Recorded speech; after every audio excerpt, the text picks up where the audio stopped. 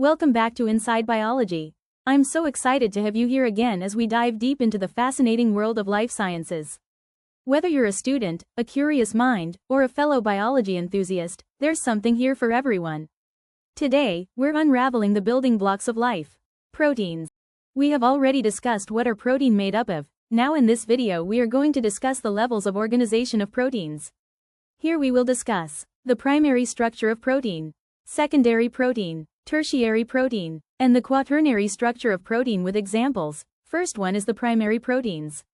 As you can see the picture of primary proteins, they refer to the basic, linear sequence of amino acids that make up a protein.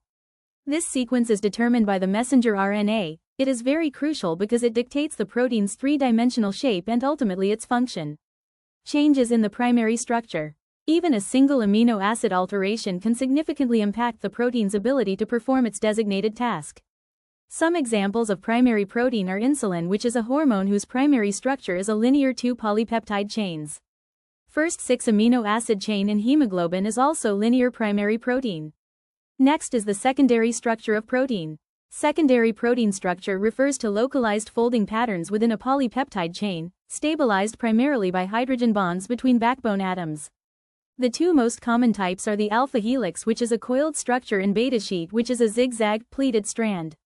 These structures provide stability and contribute to the protein's overall 3D shape.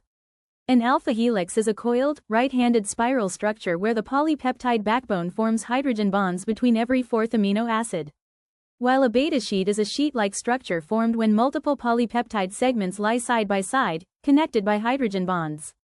These are both common types of secondary structure in proteins, contributing to their overall three-dimensional. Examples of proteins with secondary structures include keratin, found in hair and nails, and collagen, a fibrous protein in connective tissues. Tertiary protein structure refers to the three-dimensional folding of a single polypeptide chain, driven by interactions between amino acid side chains, R groups.